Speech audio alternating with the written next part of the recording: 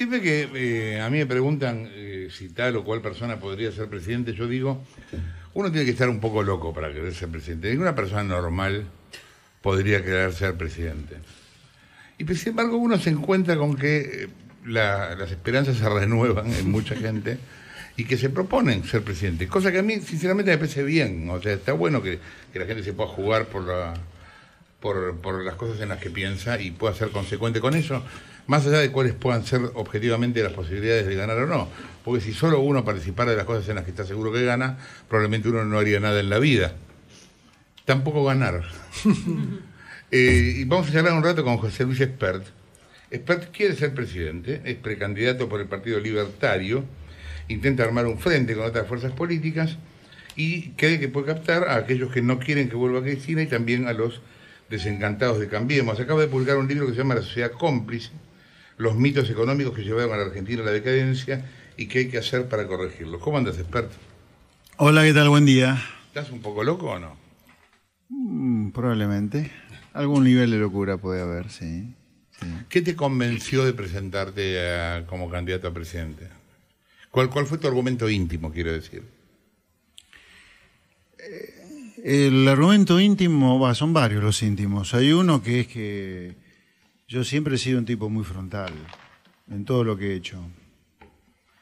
O sea, hasta he hecho actividades deportivas muy frontales como rugby, algún arte marcial llamada yugendo, boxear un tiempo, hacer lucha greco-romana. O sea, soy un tipo que pone el cuerpo.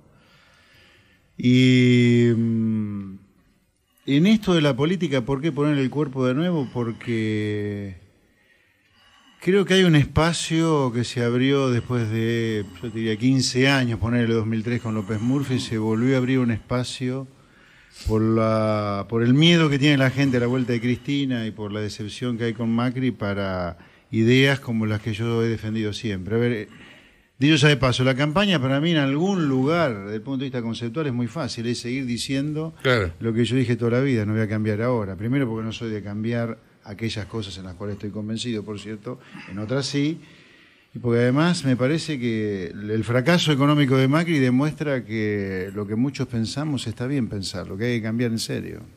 ¿Por qué fracasó Macri?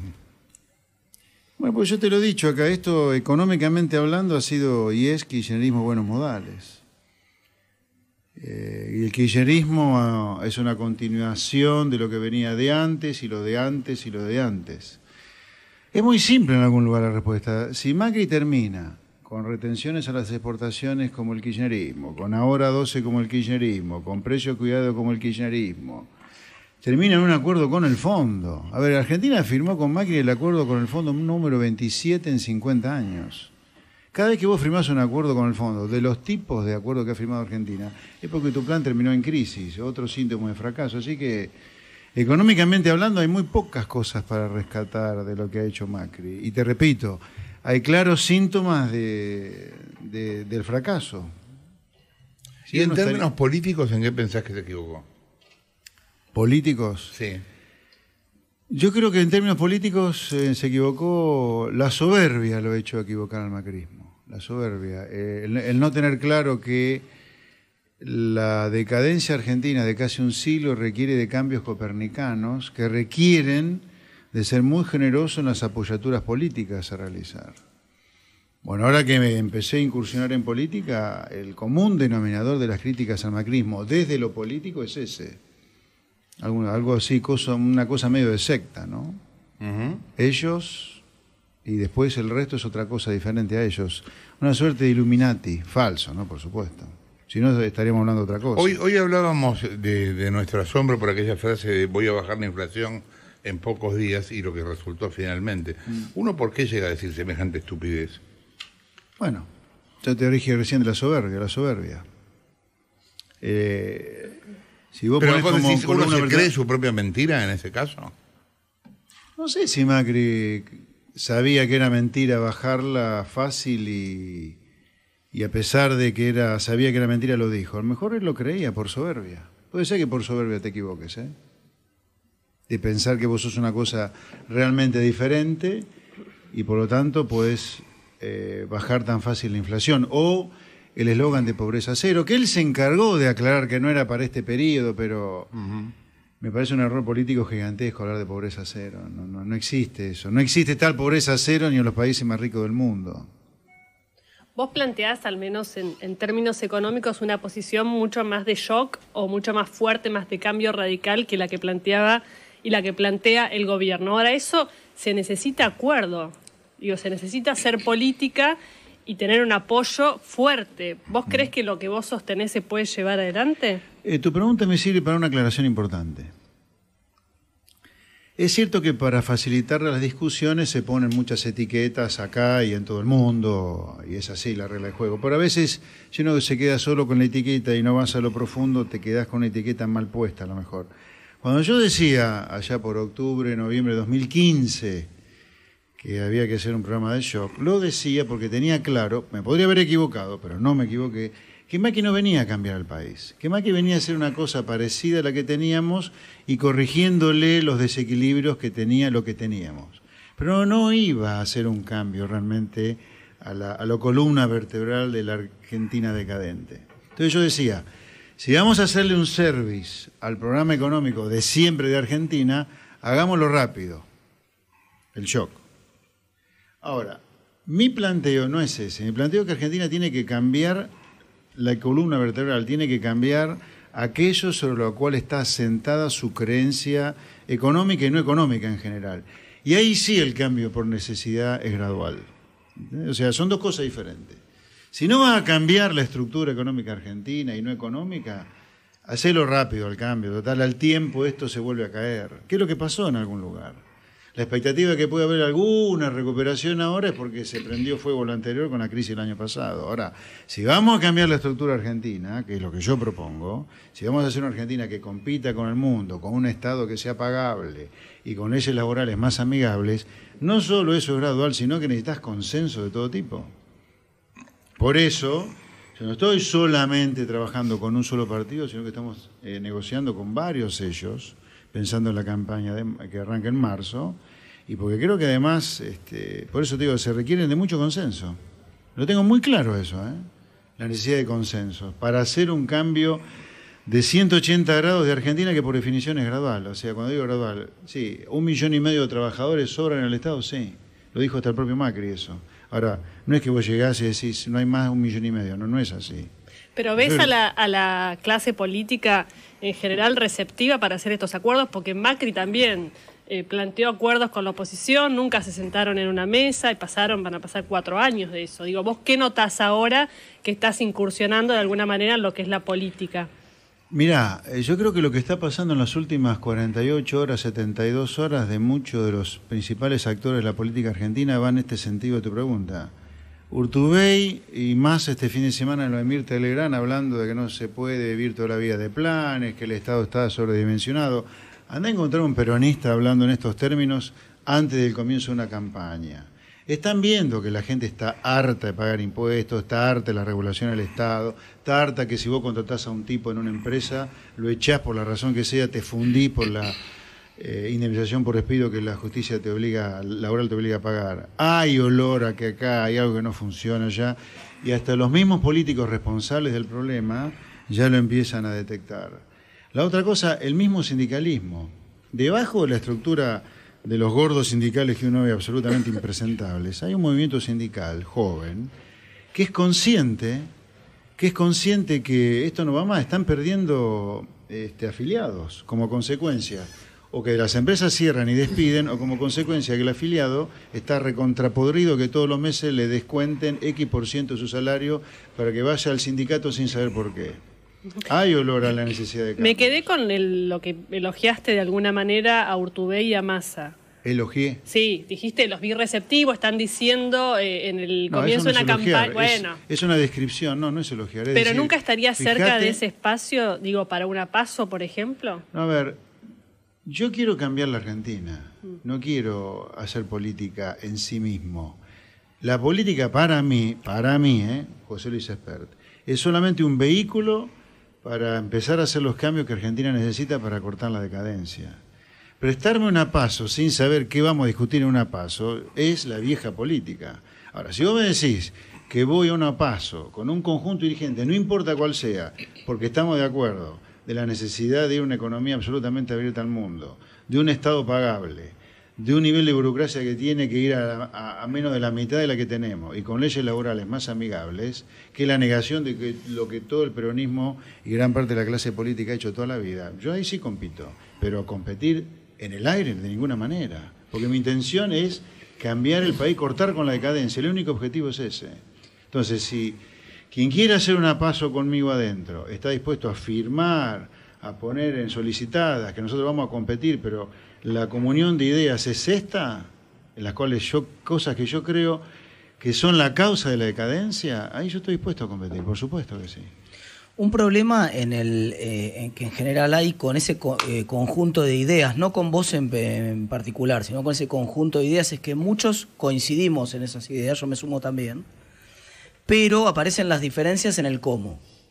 Cuando uno dice, bueno, pero ¿cómo harías para hacer una reforma laboral con los gremios que tenés en Argentina para que esa reforma laboral además pase el filtro de la justicia? Porque tenés que negociar primero en el Congreso para sacarla, después con los gremios, después con la justicia para que no te la bajen. ¿Cómo harías una reforma del Estado? ¿Cómo harías? Bueno, estás contestándolo pero todo. candidato sos vos. Tenés que decir, no, pero espérate, que yo mago no soy. ¿Qué te voy a responder, Martín?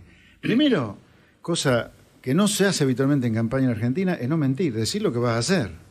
Para no encontrarte con este argumento estúpido del macrismo que llegan, como no dijeron nada de lo que iban a hacer, no pueden hacer nada.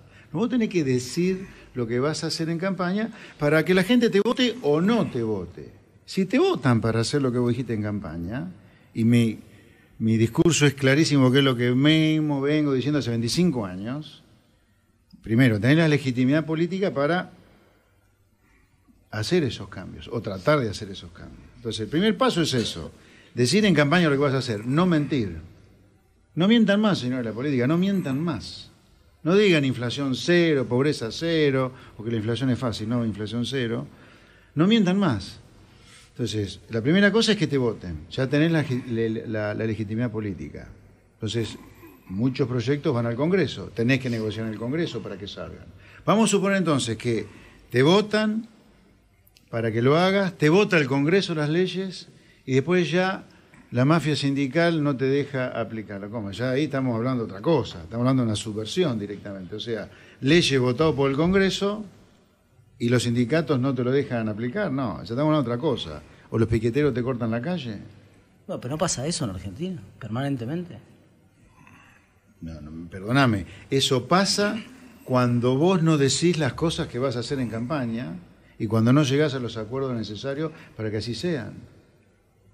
Entonces, vos decís, ¿cómo? La pregunta yo te haría, además, o deberíamos hacernos, porque es una pregunta que todos nos hacemos, es ¿cómo? O sea que es fácil destruir el país, pero no es fácil empezar a sentar, o casi imposible empezar a sentar las bases para cortar con la decadencia. Y en cuanto al cómo, también te diría, y vuelvo a lo que le decía recién a ella, te aseguro que hay empresarios, sindicalistas y políticos, fíjate los discursos, empiezan a ver que esto no va más. O sea, a ellos mismos le va a convenir el cambio.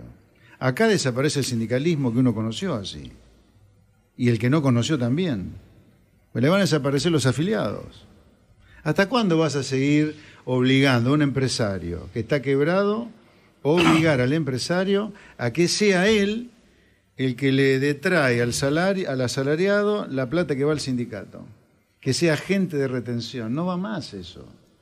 El empleado tiene que poder depositar o no al sindicato, no que sea una obligación del empleador. ¿Hasta cuándo las empresas, los comerciantes van a hacer el laburo que tiene que hacer la AFIP de recaudar? Viste que todo es un sistema de retención, percepción y anticipo. Acá la AFIP no hace nada para recaudar. Pero mira el caso mirá, por ejemplo, el caso de la lechería, ¿no? Sancor, una empresa que prácticamente la quebraron los gremios.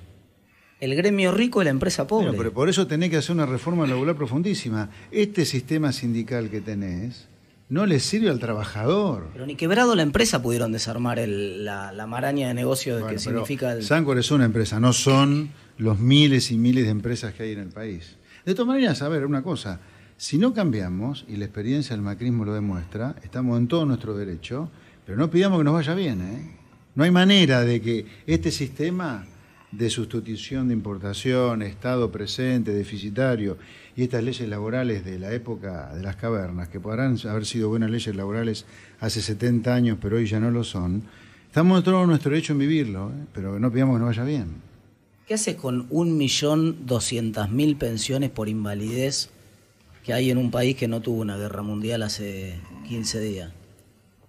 Pero me parece elemental lo que tenés que hacer. No puede haber más pensiones por invalidez si son truchas. A ver, lo que pasa es que acá nosotros, desde el sector privado, también tenemos que dar un discurso en defensa de los intereses del buen empleo público que sufre estas estafas, porque la plata es una sola, no es que se crea como los panes. Tenemos que dar la discusión. ¿Es inmoral una pensión por invalidez mal dada? Pero es una inmoralidad para el empleado público que presta servicio y es una inmoralidad para ustedes, para los laburantes, para los que están detrás de la consola. Es una inmoralidad para todos nosotros los que laburamos en el sector privado. Pero esa discusión hay que darla también. La tenés que sacar, pero para sacarla tenés que tener los consensos y para eso tiene que haber toda una sociedad que acompañe ese tipo de cosas. Sin duda. Una crítica que te hacen mucho por las redes sociales es que dicen que te volviste más, digamos, como el teorema de Baglini, ¿no? O sea, ahora que sos candidato más gradualista, ahora no hay que echar 2 millones de empleados, ahora no hay que... No, yo dije que hay que echar, ¿eh? No, eso es falso. A ver, yo incursioné en política de hace un mes, 2 meses, 3 meses. Y bueno, ya empiezo a sufrir las miserias de la política. Me critican porque me reuní con Duhalde, ahora soy peronista, me critican porque... Mentira que soy gradualista, yo sigo pensando lo mismo. Que el Estado que tenés no le sirve a nadie... Y hay que echar a quien tenés que echar y hay que cortar las pensiones por invalidez mal dadas porque son una estafa para el buen empleo público y para el contribuyente. Eso es todo mentira. ¿Te reuniste con Duhalde? Sí. ¿No te parece que es parte del problema los Duhalde de la Argentina? Más que mirá, yo creo que el desastre... Está bien, pero perdóname, ese prejuicio de... Pero es una pregunta. Pero yo soy... Nosotros como periodistas nos vemos con todo el mundo y los políticos se ven con todo el mundo y está bien. Porque que se vea, tiene algo contagioso, Duhalde. No, porque eso a lo mejor lo enferma. Es muy loco eso, cómo nos acostumbramos a que si... No lo digo por eso puntual, me acordé y me parece que es útil decirlo. Esta cosa de pensar que cualquier encuentro es una conspiración es muy argentino y muy al pedo, porque es mentira y porque aparte todo el mundo se ve y verse con alguien... Es un sinónimo de inteligencia. Lo loco sería que no se reuniera con nadie. Imagínate si se va a la montaña y habla como el I Ching y no se ve con ninguno y después baja y espera que lo voten. Ahí estaríamos todos locos. Mira, yo las cosas... El único motivo, insisto, por el cual me metí en política es para cambiar el país. En cuanto yo sospeche de mí mismo que ya me volví blandito porque me entró a gustar el filón de la política, no, me voy. No, de ninguna manera. No hay ninguna chance de esa estupidez que se dicen por ahí. Yo me volví... Cuidado que más partidario del teorema de Baglini. Y además sobre el teorema de Baglini, todos aquellos que lo defienden son tan perversos como el teorema de Baglini. Porque el teorema de Baglini, ¿qué te dice? No cambies nada, porque si cambiás volás por los aires. Y sin embargo Argentina vive volando por los aires sin cambiar nada. Y como acá se invirtió la carga de la prueba, los que destruyen el país te dicen que si vos querés cambiar, te destruís. No es así, señores. Estamos en una cosa de síndrome de Estocolmo que ya le hemos llevado a nivel de paroxismo directamente. O sea, no puede ser que pensemos que cambiar para bien el país va a ser explotar al país cuando el país vive explotando por hacer las cosas mal. Es una cosa que tenemos que querernosla todos. En cuanto al cómo que te preguntaba Martín recién, ¿cuánto tiempo crees que puede llevar un cambio de paradigma como el que vos planteás? Por lo menos un periodo presidencial, por lo menos. Sí. Porque o sea, las reformas que tiene que hacer, el cambio de paradigma. Mucho más. Bueno, por eso, por lo menos. Puedes decir mucho más que un periodo. Sí, bueno, claro. Por eso te digo, como mínimo. Es que yo creo que el problema ya hoy es tan grave, que es un problema que vamos a estar mejor en 5 años. No.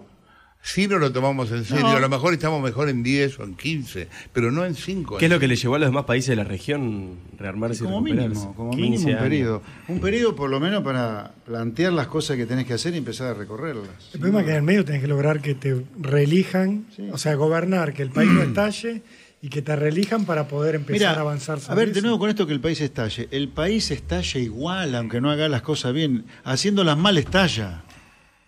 Ahora, vos fíjate qué interesante, los que te dicen, no hablo de vos, por supuesto, pero los que del otro lado te dicen, si hacés los cambios que tenés que hacer, estalla el país. No, es falso, el país estalla no haciendo lo que tenés que hacer, que no nos mientan. Que no nos mientan. ¿Qué harías en materia de seguridad? Porque es probable que el gobierno plantee parte de la campaña en ese terreno, el terreno de la seguridad. Incluso se ha hablado, se ha barajado opciones de candidatos para acompañar a Macri vinculados a la seguridad. ¿Vos qué plantearías? Porque, digamos, tu expertise, el que todos conocemos, tiene que ver con la economía. A mí, a ver, me parece bien el protocolo de Bullrich, que no es nada más. Espero que le enseñen a tirar a la policía antes, ¿no? Porque hace años que a la pobre policía no le dan cartucho para tirar. Pero a mí me parece bien que se avance en el sentido del cumplimiento del Código Penal. El protocolo Bullrich, cuidado, no es más que cumplir con el Código Penal, ¿no? Después sobre las Fuerzas Armadas, y pensando en el largo, porque obviamente primero tenés que garantizarte que el déficit baje más todavía. Pero vos tenés que tener Fuerzas Armadas que tengan municiones para tirar, equipamiento, barcos, submarinos que no se hundan, aviones que vuelen. Este presupuesto de las Fuerzas Armadas es absolutamente miserable. Yo creo que las Fuerzas Armadas tienen que tener un equipo muy de élite. Me parece una ridiculez volver al servicio militar obligatorio, eso es absurdo. Yo creo que tienen que ser cada vez más de élite las Fuerzas Armadas. ¿Pero vos planteás usar Fuerzas Armadas para seguridad interna? No dije eso. Hablé de seguridad y otro tema, la defensa exterior, las Fuerzas Armadas. ¿Y la lucha contra el narcotráfico, cómo lo ubicarías? Pues digo, son los puntos fuertes que te pueden llegar a poner la lucha contra el narcotráfico. Yo no le creo la lucha contra el narcotráfico del gobierno, no se la creo. ¿Por qué? Somos un país de gran producción y consumo de cocaína y todo tipo de estupefacientes, y yo no veo una guerra similar a la que hay en Colombia y México con eso. Yo no lo veo. Me cuesta creer que estamos ganando la lucha contra el narcotráfico. Bueno, yo creo que Argentina tiene que tener, creo que Argentina tiene que tener una DEA, una real fuerza de lucha contra el narcotráfico, no esto. Tenemos que volver a tener una policía federal porque ha sido absorbida por la policía de la ciudad. No lo tenemos. Y sobre el tema, otro tema que tiene que ver con la seguridad, sobre el tema de los piquetes. A ver, una cosa es el plan social. Está todo bien con eso. Después podemos discutir qué hacemos con eso. Pero que haya gente que utiliza la pobreza y el plan social para cortarte la calle, eso es inadmisible para mí. Porque la persona que va a laburar tiene tanto más derecho que el que recibe un plan social, y por lo tanto es inadmisible que la persona que trabaja, que paga impuestos, para financiar un plan social no puede ir a laburar ni a visitar a la familia, lo que sea, porque los piqueteros te cortan la calle. Piquetero que corta la calle va preso, no puede ser. Violación de la Constitución Nacional. Toda persona tiene derecho a transitar libremente por el país. El derecho de huelga, a peticionar, que se haga en un lugar que no entorpezca la vida del resto de la gente. O sea, tenés 5.000 cortando el obelisco y los mandás a desalojar vos. Sí. Pero ahí está, me parece lo que te consultaba Martín, vuelvo al punto, a veces lo más importante, ¿no? Cada una de esas decisiones que vos planteás, José Luis, tiene un costo político, que evidentemente al gobierno de Macri, según tu mirada, en algún momento la cuenta le dio que el costo político era más alto que el rédito, y por lo tanto decidió no hacer las reformas que había prometido, o por lo menos no con la profundidad con la que había prometido un sector importante esperaba. Ese costo político, ¿vos lo contemplás en el planteo que haces, digo, de lo que significa despedir 1 millón de personas, o lo que significa modificar un estatuto laboral que el gobierno intentó y no pudo? Nunca dijo que lo iba a hacer en campaña, y de paso. Salir con esas cosas de golpe no funca acá. Pero te repito, el gobierno también es culpable de su soberbia de no haber negociado estas cosas con tiempo y forma, con quien tenés que negociarlo, claramente. Vos sabés perfectamente que ahí está metido el peronismo y el sindicalismo peronista. Sí, claro. ¿No? Pero bueno, sobre los costos políticos, vos decís, pero por supuesto que sí. Te repito, a mí lo único que me interesa es cortar con esta decadencia, lo único. Los costos políticos para mí son un problema de segundísimo orden. ¿Cómo imaginás que va a ser, más allá de que es un año electoral, el escenario económico este año y cuánto va a influir la campaña en la economía? Si Cristina crece, ¿qué pasa con el dólar? Ese tipo de cosas. Sobre la economía, a ver, en primer lugar, que esto para llevarle alguna tranquilidad objetiva a la gente, yo no creo este año en defaults, en hiperinflaciones, no me imagino al dólar este año, repito, no me imagino al dólar, no lo veo subiendo 130% como subió el año pasado. Puede ser que haya algo de especulación con el dólar cerca de las elecciones. O sea, yo en materia financiera lo veo bastante controlado a esto, sin que negar que pueda existir alguna tensión en algunos meses, pero no veo la explosión del año pasado del dólar. La inflación me parece que le va a costar bajar a los niveles necesarios para ir al 23%, 20% del fondo, 23% del gobierno en el presupuesto. Esa inflación va a estar más alta, de 20, 23. Creo que la actividad económica, con la normalización financiera que está habiendo, está empezando a caer cada vez menos. En el mes a mes, ¿no? Con respecto al año anterior va a estar muy abajo todavía. O sea, el tipo que mira contra el año anterior va a estar a las puteadas porque la actividad está muy abajo el año pasado, pero me da la sensación que mes a mes está empezando a dejar de caer, o por lo menos cae mucho menos la actividad económica hoy. Y eso me parece que al gobierno le puede ayudar en las elecciones. No digo que la economía le juegue muy a favor, pero ¿me entendés? Si vos mirás la comparación interanual con caída del 7 y 8% de un montón de indicadores, sí, estos tipos no pueden ganar la elección de ninguna manera. Pero ahora que en el mes a mes la cosa viene cada vez menos mal. Y esa mejora de a poquito que estás viendo, ¿no puede ser una mejora a futuro? Porque vos decís no se cambia el modelo, esto es kirchnerismo con buenos modales. Bueno, yo me imagino que hay una recuperación durante algún tiempo. A ver, el menemismo generó una recuperación de 8 años, que le hizo pensar a Menem en una tercera elección o segunda reelección. ¿Se acuerdan ustedes? Cuando empezaron a interpretar la Constitución, la Los Kirchner pensaron lo mismo, luego de haber hecho crecer la economía 2003-2011, otra vez 8 años. Pero sí, recuperaciones puedes tener, por supuesto que sí. Pero a la larga son recuperaciones que no se sostienen. Si vos te sentás a tomar un café con Macri, que supongo que habrás conversado en alguna oportunidad. ¿No has hablado nunca? No lo conozco, no. Ajá. ¿Es probable que Macri piense en muchas de las cosas parecido a lo que vos estás diciendo respecto de los piquetes, respecto de los planes, respecto de muchas cosas? ¿Por qué crees que al llegar a la política, crees que se contaminan de algo, se contagian de algo o encuentran una parte de la historia que vos no ves desde el lugar donde estás siendo candidato y no ves algunas de las restricciones que tenés para cambiar lo que vos querés cambiar cuando llegás? No, yo tengo una visión muy sistémica, de lo que nos pasa. Lo puse en la Argentina Devorada y lo vuelvo a poner ahora en la sociedad cómplice. Tendríamos que hablar un cachito de la sociedad cómplice. Ahora vamos a hablar.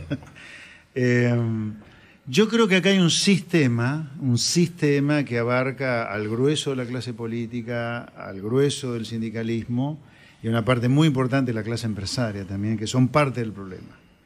Todos lucran de ese modelito, el modelito de la sustitución de importaciones, el del Estado presente y del de la justicia social que te prometen los sindicatos. Y ahí yo creo que Macri es parte del problema ese, es parte del sistema, no es parte de la solución. ¿Por qué decís que la sociedad es cómplice? Y por 80 años de decadencia ameritan un mea culpa. Además de que hace 35 años que votamos, afortunadamente, y en esos 35 años hemos tenido las 2 peores crisis de toda la historia. La hiperinflación, hasta ese momento, era la peor crisis que Argentina había tenido en su historia, salvo la crisis del 30, que fue completamente importada. Y después tuvimos el 2001-2002, por si fuera poca. Por lo tanto, en democracia, haber tenido esas 2 crisis me parece que amerita una reflexión de lo que hacemos, de lo mal que hacemos las cosas. La otra cosa es que yo creo que uno es protagonista de la vida, la verdad. Yo no creo que mi destino venga porque un camello en Marte lo decidió hacer. Yo creo que uno es protagonista de la vida. Ergo, si esta sociedad decidió encarar un camino de tanta decadencia, sin duda que es responsable. Luego estas 2 reflexiones te diría, ¿por qué la sociedad cómplice? Por estas 2 cosas y porque gran parte de la sociedad sigue creyendo en mitos como la justicia social, la redistribución del ingreso, el Estado presente, que si no cerrás la economía de la competencia importada, vos no tenés empleo industrial. Son todas falsedades. No existe tal cosa como que no hay empleo sin proteccionismo.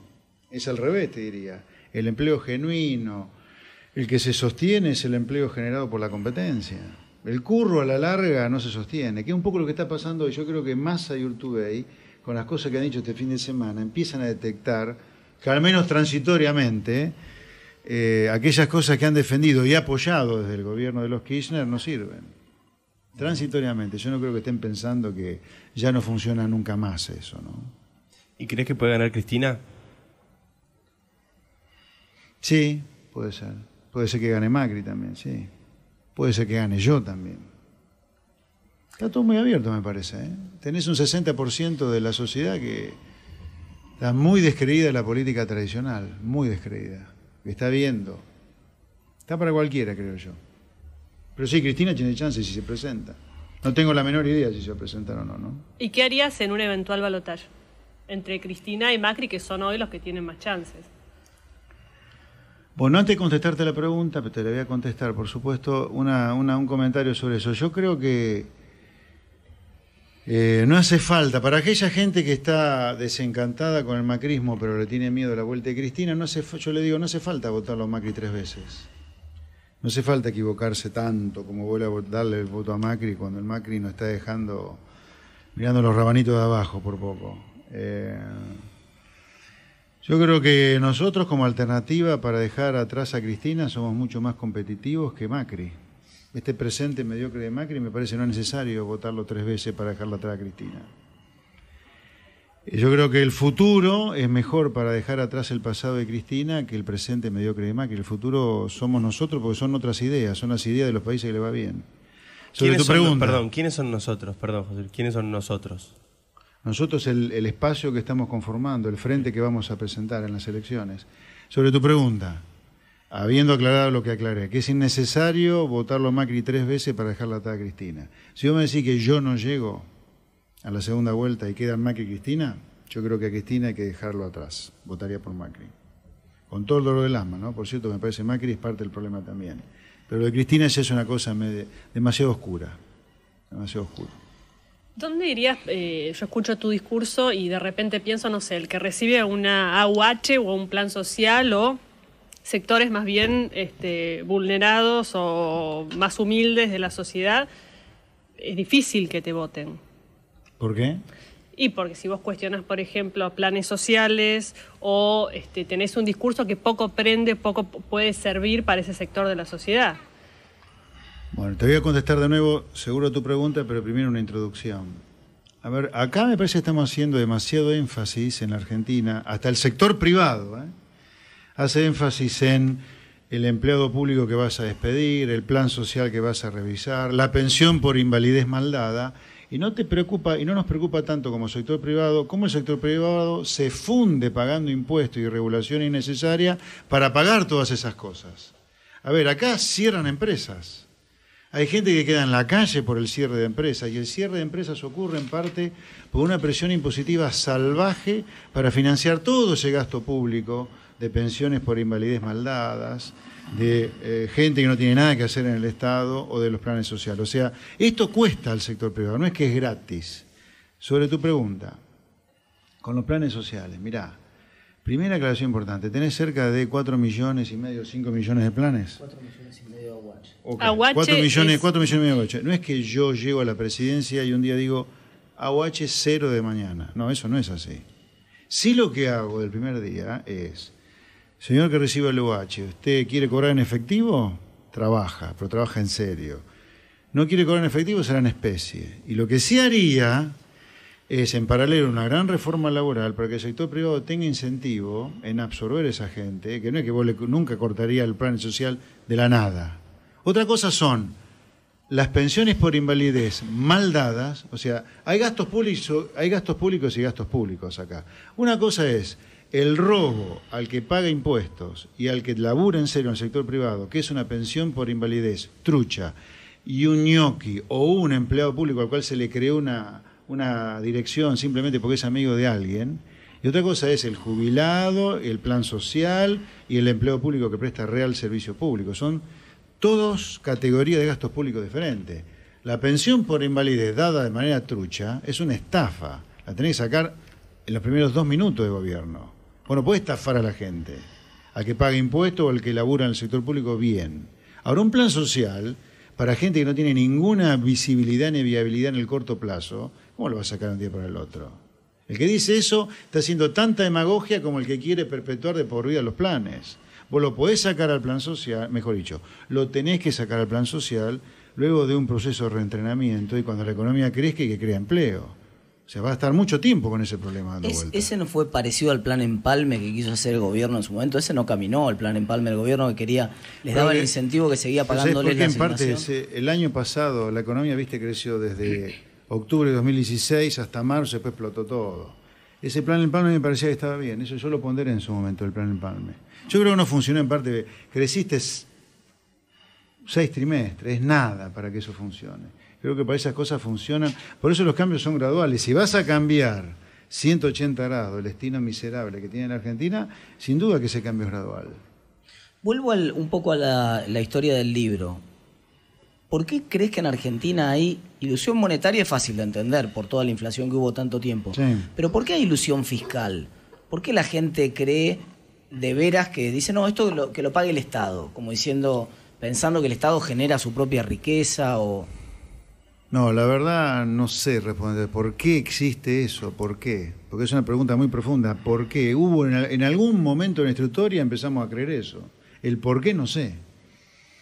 Yo sí sé que el mundo, a partir de la Primera Guerra Mundial, empezó a tener un gran descreimiento hacia que la iniciativa individual podría llevarnos a la prosperidad, hecho que se quebró mucho más con la crisis del 30, y ahí los estados empezaron a tener una gran intromisión.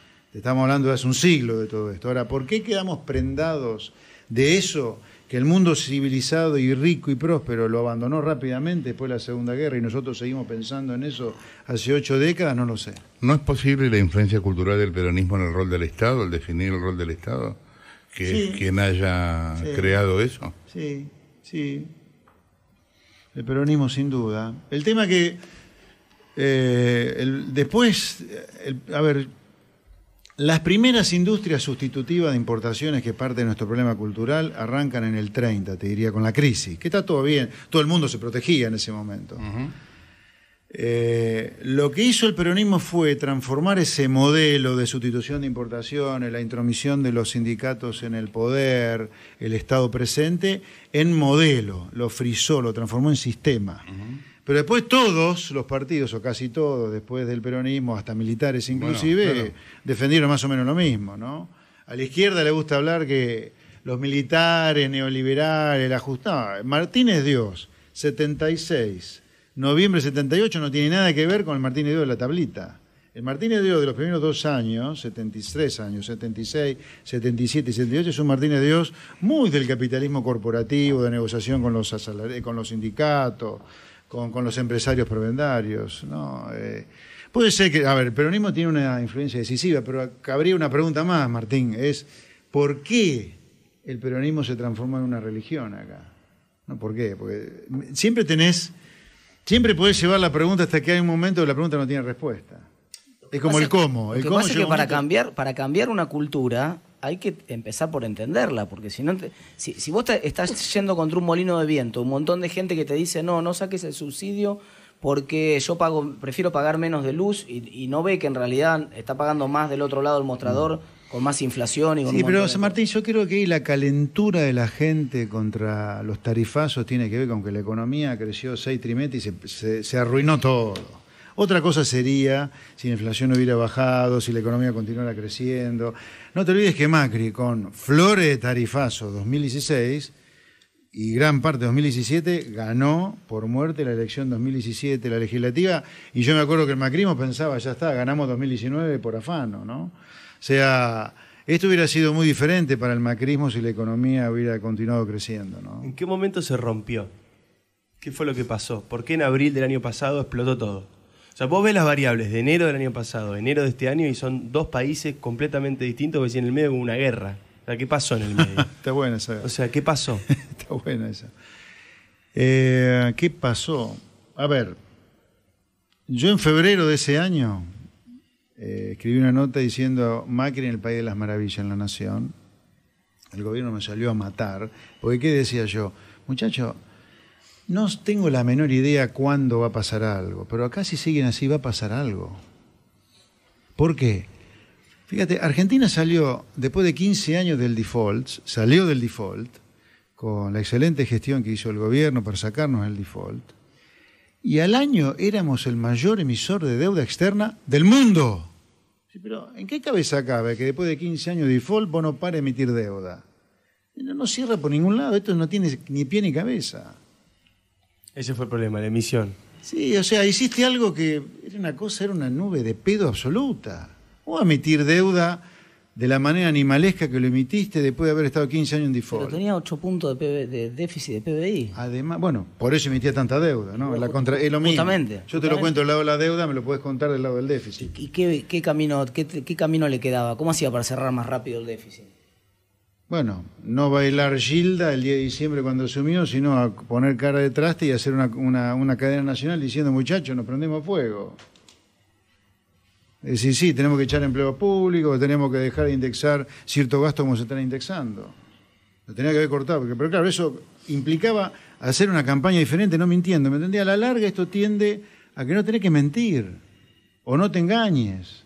Yo me acuerdo haber debatido con algunos miembros después del equipo económico de Macri a solas, puertas cerradas.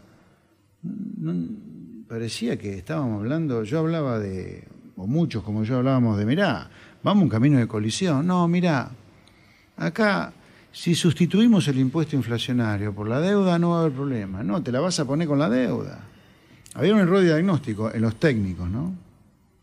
Ahí tocaste una de costado una fibra que es sensible, que es la de las jubilaciones, ¿no? Sí.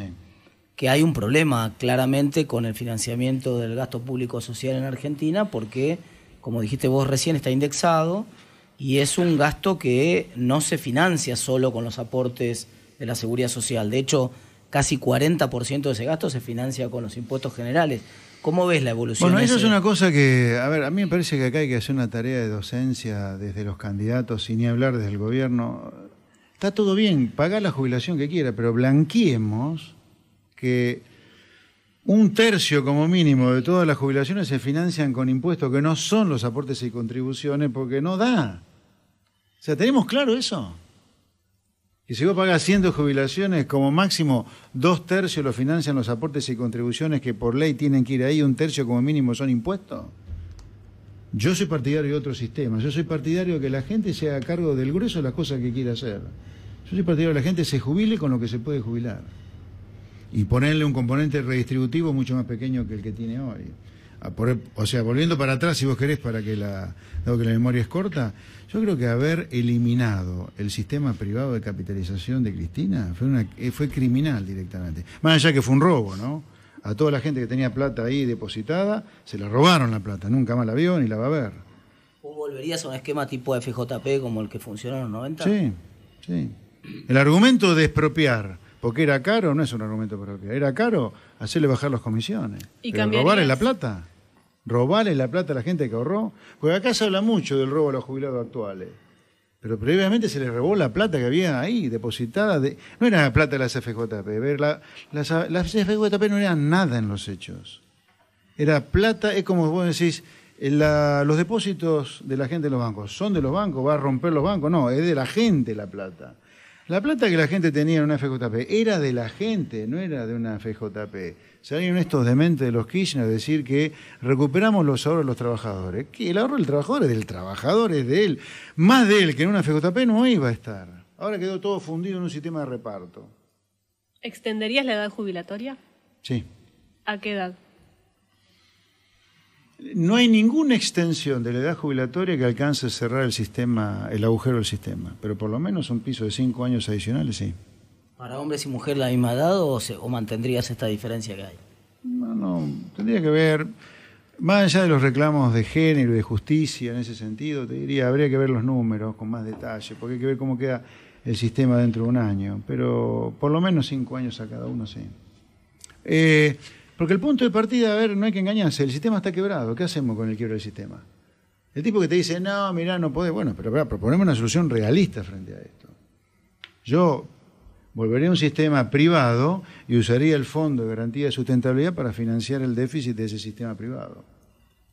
Porque el Fondo de Garantía de Sustentabilidad es plata, que los que eran activos en los 90, hoy tendrían derecho, si se hubiera mantenido el sistema, a usar ese fondo para jubilarse. Es de muchos de los jubilados actuales ese Fondo de Garantía, ¿eh? A lo mejor no se lo dice con tanta claridad, pero ese fondo es de los jubilados que eran activos y ahorraron durante los 90. ¿Qué pensás de Bolsonaro? Y recién asume. Algunas cosas en economía me gustan, hay que verlo. Me parece lo que ha sugerido sobre el Mercosur me parece que está bien. El Mercosur es una fantochada, eso hace rato que no es más un tratado de... nunca fue tratado de libre comercio, ¿no? Entonces se violó por completo el Tratado de Asunción siempre. Yo diría, hay cosas que me cierran, hay cosas de sus actitudes medio xenófobas, etcétera, con la gente de géneros que él no comparte, no, las declaraciones todavía, afortunadamente, no ha habido ninguna medida en contra de eso, ¿no? ¿Por qué pensás que Cristina todavía es un personaje de la política en Argentina?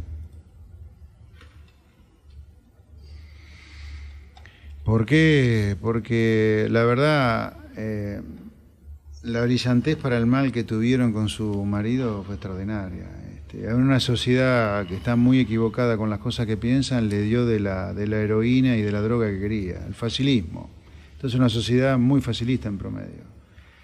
Tenés 10 millones de tipos que se rompen el lomo laburando en el sector privado, escupen los dientes pagando impuestos, devaluaciones, tasa interalucinante, y hay un montón de millones que la viven cómoda. Apuntaron a eso con una claridad extraordinaria. Por eso tienen el rating que tiene. ¿Sos partidario de arancelar las universidades? Sí, yo partidario de otra cosa. Sí, o sea, la respuesta es sí. Creo que la educación tiene que tener un componente distributivo, pero tiene que costar también. Y pondría sí un examen de ingreso, claramente. La universidad no es para todos. No podemos tener contribuyentes pagando estudiantes universitarios crónicos durante 2 y 3 décadas. Eso es inadmisible. Acá hay que parar con la comodidad y con la estafa y con los curros y los kioscos en algún lugar. Eso es un curro. ¿De qué universidad está tan hablada con tipos que están hace 3 décadas estudiando, 2 décadas? Sí, es una estafa al pobre tipo que paga impuestos y que a lo mejor nunca va a estudiar. Sí. ¿Y qué harías con la escuela secundaria? Hoy justamente hablábamos de, desde que hay democracia, nunca se logró ni siquiera llegar al piso de 180 días lectivos. Hay un índice de deserción. Bueno, ahí el gran problema es la escuela pública, ¿no? Ahí lo es uno de los problemas. Pero... No, digo, sí. La cantidad de los chicos perdidos que faltan, o que lamentablemente los hacen faltar por los paros, es en el sector público, no en el sector privado. Así que acá el problema es la educación pública. Con la educación pública, con la educación en general, yo limitaría el derecho de huelga en servicios públicos esenciales como la educación. Yo creo que muy por encima del derecho de huelga de un maestro está el derecho de los chicos a aprender. Ahora, hay que pagarle a los maestros lo que corresponde, no la miseria que cobran en el grueso de las escuelas públicas, ¿sí? Eso en cuanto a la educación en general. Sobre la educación pública en particular, yo tengo una idea más cerca de lo que es el sistema de vouchers, que es el sistema de vouchers donde el Estado deja de producir educación pública y solamente subsidia al papá para que lleve el chico al colegio que el papá quiera, y de esa manera fomentar la competencia entre colegios.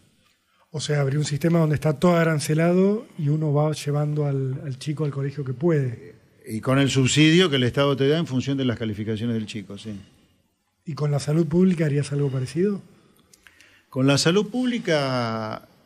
Bueno, la salud pública... A ver, la salud pública.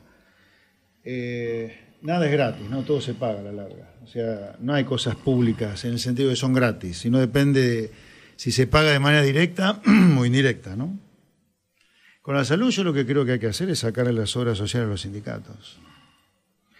Este modelo no sirve. Primero, que no se aplica en ningún lugar del mundo. En ningún lugar del mundo los sindicalistas tienen en sus manos la medicina para la gente. Y además hoy en Argentina, esto hay que decirlo, son muy pocas las obras sociales y sindicales que tienen su propio sanatorio que da la medicina al trabajador que se va a tener. Si no, está todo tercerizado, con lo cual el trabajador paga un costo innecesario para hacerse atender en el sanatorio o en la clínica X.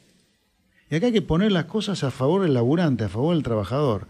Y mi propuesta a favor del trabajador no es la típica, la facilista, sino, flaco, vos cobras 100.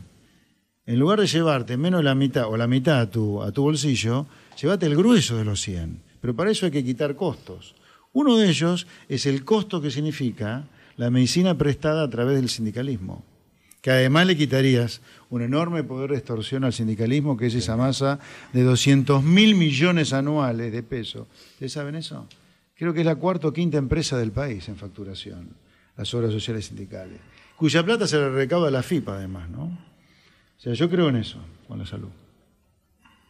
Lo que pasa es que volvemos a lo mismo, de cómo lo harías. O sea, imaginar la primero oposición diciendo de los desde ahora, sindicatos ante eso es un país paralizado. los sindicatos están perdiendo de manera creciente afiliados, y te diría que esto cada vez les preocupa menos. Les preocupa menos perder este tipo de cosas, quiero decirte. Hay un sindicalismo debajo de los gordos que uno conoce que tiene la cabeza bien puesta, que hasta admitirían, por ejemplo, la democracia sindical y la competencia. Hoy no sé si vos sabías, tenés el modelo del unicato sindical. El sindicato más representativo se lleva todas las atribuciones de lo que es un sindicato en la defensa del derecho del trabajador. Eso no existe en el mundo que progresa. Vos tenés competencia de los sindicalistas y los sindicatos por el favor del trabajador. Eso hay que eliminarlo. Se tiene que terminar eso. Pero hay que decirlo en campaña que lo vas a hacer. Para, insisto, si te votan, tenés la legitimidad de plantear estas cosas. Y después, obviamente, negociar. Expert, gracias por haber estado acá. Por nada, buen día, gracias a José ustedes. Luis Expert acaba de publicar La Sociedad Cómplice, los mitos económicos que llevaron a la Argentina a la decadencia y qué hacer para corregirlos. Son las 13:56.